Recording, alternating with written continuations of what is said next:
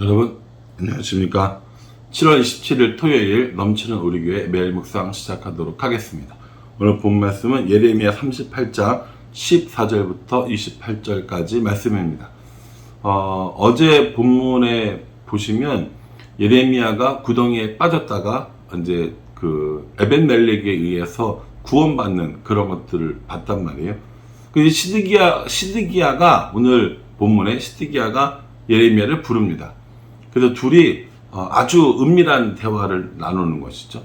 시드기야가 왜 예레미야를 불렀을까 생각해 보면 다른 사람들의 눈을 피해서 또 다른 어떤 하나님의 메시지가 있을까? 하나님의 이야기가 있을까? 싶은 마음이지 않았을까라는 생각을 한번 해봅니다. 시드기야가 예레미야를 아주 은밀한 중에 부르는 것들을 볼 수 있어요.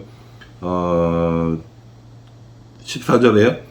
시드기야 왕이 사람을 보내어 선지자 예레미야를 여호와의 성전 셋째 문으로 데려오게 하고 왕이 예레미야에게 이르되 내가 내게 한 가지를 물으리니 한마디도 내게 숨기지 말라라고 이렇게 이야기합니다.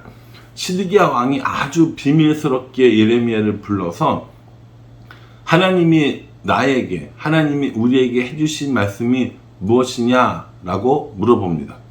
뭔가 특별한 게 있을 것 같은 거죠. 뭔가 이렇게 뭐랄까요? 다른 방법이 있을 것 같다라는 생각을 했을지도 모르겠습니다. 예레미야가 뭐라고 얘기했냐면 했던 말 똑같이 또 해요. 17절과 18절에 보면 항복해야 된다. 항복하지 않으면 살 수 없다. 라고 이야기를 하죠. 예레미야의 이 이야기는 오늘 왕에게만 특별히 해준 이야기가 아니라 백성들에게도 이야기를 했고 이 이야기 때문에 감옥에 갇히기도 했고 구덩이에 빠지기도 했고 어려운 일도 수없이 겪었지만 그럼에도 불구하고 했던 말이었습니다. 근데 시드기야는 뭔가 다른 이야기가 있을 거라고 생각을 하고 불렀지만 여전히 똑같이 이야기를 하는 것을 볼 수 있습니다. 그러니까 이 예레미야의 메시지는 지금까지 있었던 것과 똑같아요. 근데 시드기야는 오늘 자신의 속마음을 털어놓습니다. 뭐냐면 19절이요. 시드기야 왕이 예레미야에게 이르되 나는 갈대아인에게 항복한 유대인을 두려워하노라. 염려하건대 갈대아인이 나를 그들의 손에 넘기면 그들이 나를 조롱할까 하노라 하는지라. 이렇게 얘기합니다. 이게 시드기야의 속마음이었다는 거예요. 자, 설명할게 한번 들어보십시오. 시드기야는 바벨론에 의해서 왕으로 세워진 사람들입니다. 그러니까 신하들도 분명히 친바벨론 성향의 사람들이 있었을 거라는 거죠. 그런데 시드기야는 바벨론에 충성하지 않고 애굽에 충성하기로 결정합니다. 그래서 애굽에 도움을 구하기도 했고요. 그러면서 자연스럽게 친바벨론 신하들과 사이가 안 좋아졌을 것이고 그들을 죽이려고 했었을 겁니다.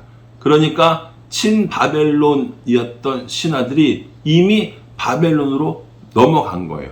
망명을 간 겁니다. 그래서 거기서 지금 기다리고 있는 거예요. 이 바벨론이 예루살렘을 함락하면 시드기야 왕을 끌어내면 우리가 그곳에 가서 그곳을 다스리고 시드기야 왕에게 복수하겠다라고 하는 생각을 하고 있는 거죠. 그러니까 이 시드기야는요, 나라가 멸망하는 것보다 뭐가 더 두려워요? 그 사람들에게 보복당하는 것이 훨씬 더 두려운 마음인 겁니다. 그래서 이 이야기를 하는 거거든요. 내가 사실은 갈대아인에게로 항복한 그 유대인들이 너무 무서워. 우리가 함락이 되고 난 다음에 우리가 항복하고 나면 나를 분명히 그 신하들에게 친바벨론파 사람들에게 넘길 텐데 그렇게 되면 그들이 나를 조롱하고 나를 죽이려고 할 텐데 그것이 내 마음에 걸려라고 이야기하는 거죠. 이 시드기야 왕도 어느 정도 정세는 파악하고 있었을 거 아닙니까? 야, 이제 이렇게 하다가는 우리가 전부 다 죽겠다라는 생각을 아마 하고 있었을 겁니다. 거기다가 예레미야가 만약에 항복하지 않으면 이 성도 뺏기고 불타고 뭐 여자들도 끌려가고 자녀들도 끌려가고 정말 비참한 파멸과 최후를 맞게 될 것이다 라고 이야기를 해줬거든요. 그리고 뭐라고 이야기를 하냐면요, 어디냐면 20절 보세요. 20절. 예레미야가 이르되 그 무리가 왕을 그들에게 넘기지 아니하리이다. 원하옵나니 내가 왕에게 아뢰는 바 여호와의 목소리에 순종하소서. 그리하면 왕이 복을 받아 생명을 보존하시리이다 라고 이야기까지 합니다. 그 사람들의 말을 듣지 말고 하나님의 말씀에 순종하면 복을 받아 생명을 보존하게 될 것이다 라고까지 이야기를 했어요. 여러분 어떻게 하실 것 같으세요? 여러분들이 시드기야면 어떻게 하실 거예요? 왕의 자리에서 그 반대하는 신하들을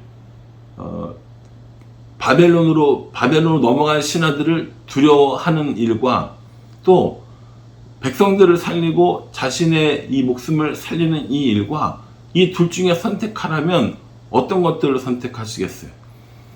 놀랍게도 시드기야는 결국에 이 자신의 안위 그리고 자신의 자존심 이런 것들 때문에 이스라엘을 바벨론에게 통째로 넘기는, 함락당하고 자신도 죽고 자녀들도 죽고 많은 사람들이 포로로 끌려가는 이러한 결정을 하는 것을 보게 됩니다.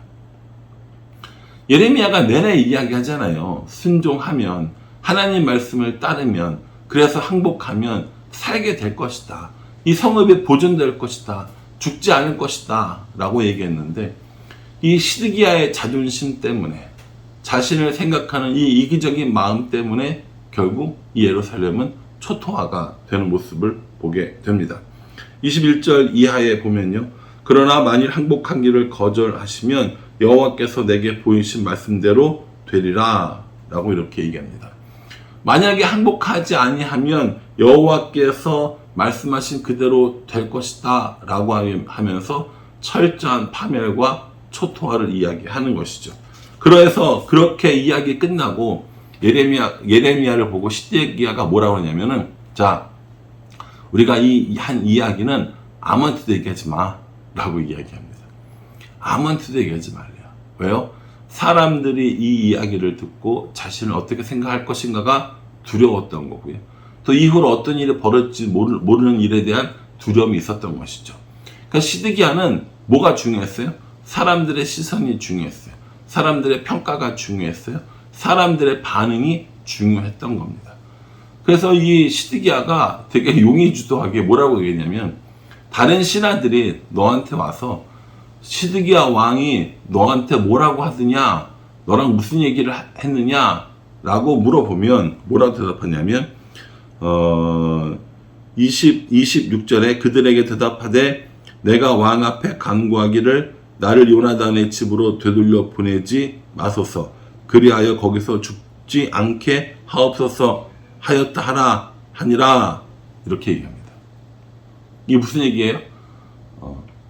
그 시드기야랑 예레미야랑 나눈 이야기들을 하지 말고 저를 좀 살려주세요 이야기를 하라고 했다고 이야기하라는 거예요. 신하들한테. 또 예레미야가 또 이걸 또 그대로 해줘요. 그 고관들이 와가지고 너 왕하고 무슨 얘기했어? 그렇게 얘기했더니 예레미야가 저를 살려주세요 라고 이야기를 했다라고 얘기하는 것을 볼 수 있습니다. 시드기야의 모습 여러분 어떠세요? 나라를 구하고 자신의 목숨을 구하고 그럴 방법이 뻔히 있었음에도 불구하고 다른 사람의 평가, 다른 사람의 눈, 이게 너무 두려웠던 예레미야는 결국에 나라도 다 초토화시키고 자신과 자신들의 자녀까지 다 죽게 만드는 이런 결과를 초래하게 됩니다. 자존심이 남아 있었던 겁니다. 사람들에 대한 이런 그런 뭐랄까요, 두려운 마음이 있었던 거고요. 눈치를 봤던 겁니다. 이런 걸 보면 참 시드기야는 저랑 참 많이 닮았어요. 저도요, 하나님의 말씀에 순종하고 하나님 명령에 순종하고 이래야 되는데, 때로는 하나님 말씀보다 다른 사람의 평가, 다른 사람의 반응, 다른 사람의 눈치, 이런 걸 볼 때가 있습니다. 그런 제 자신을 보고 또 속상하고 힘이 든 거죠. 하나님의 뜻이라고 생각을 하면, 하나님의 뜻이 맞다고 생각하면 그것을 전하고 그대로 행하는 것이 맞는데, 내가 이렇게 하면 사람들이 날 어떻게 생각할까? 저 사람이 혹시 시험 들지 않을까? 라고 하는 생각 때문에 잘 못하는 경우들도 있다라는 것이죠. 물론 제가 성품이 너무 좋아서 온유하고 뭐 이렇게 온건하고 이런 사람이면 제일 좋겠지만, 그렇지 않은 경우도 분명히 있을 거란 말이죠. 그래서 하나님의 말씀을 전하기보다 사람들의 눈치와 반응을 보다 보니 하나님의 명령에 순종하지 못하는 경우들이 있을 때가 있습니다. 시드기야가 그랬고 제가 그랬다는 거죠. 다른 사람 얘기할 거 없어요. 딱 제 모습이 시드기야의 모습이에요. 여러분들은 어떠십니까? 여러분들은 다른 사람의 반응, 다른 사람들의 평가, 다른 사람들의 눈치 때문에 하나님 말씀에 순종하지 못했던 그런 경험들이 있으십니까? 만약 그렇다면 시드기야의 모습이 여러분들의 삶의 모습에도 있다고 생각해 볼 수 있다는 거죠. 그러니 우리는 이제 결단해야 합니다. 예레미야가 우리에게 이렇게 얘기하는 거예요. 여호와의 말씀에 순종하십시오. 다른 사람들의 평가, 다른 사람의 눈치, 다른 사람의 반응이 아니라 하나님께 순종하는 것이 중요합니다. 라고 이야기를 하는 거죠. 어떻게 하실 거예요? 눈치 보실 거예요? 반응과 평가를 살피시겠습니까? 아니면 하나님의 말씀에 순종하시겠습니까? 저와 여러분들은요, 다른 것들을 바라보지 않고 하나님의 명령이라면, 하나님의 말씀이라면 순종하는 삶을 살았으면 좋겠습니다. 다른 사람들의 반응과 평가를 두려워하는 것이 아니라 하나님의 말씀에 순종하고 하나님을 두려워하는 삶, 이거 구하고 이대로 살았으면 좋겠다라는 것이죠. 시드기야를 보면서 많이 반성했습니다. 시드기야를 보면서 저 자신을 돌아보게 됩니다. 그러니 시드기야처럼 하지 않고 하나님의 말씀에 순종하는 삶을 살아가는 우리 모두가 되기를 주님의 이름으로 축복합니다. 기도하겠습니다. 하나님, 시드기야의 모습 속에서 저의 모습을 보게 됩니다. 우유부단할 뿐만 아니라 다른 사람들의 평가, 반응, 눈치에 민감한 이 모습을 보게 됩니다. 저도 그런 모습들이 있는데 예레미야가 저를 향해서 하나님의 말씀에 순종하라고 하십니다.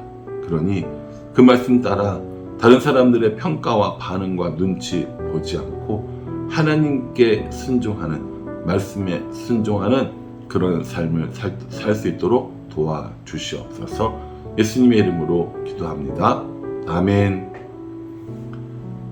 하나님의 명령이라면 순종하며 살아가는 우리 모두가 되기를 간절한 마음으로 기도하겠습니다. 감사합니다.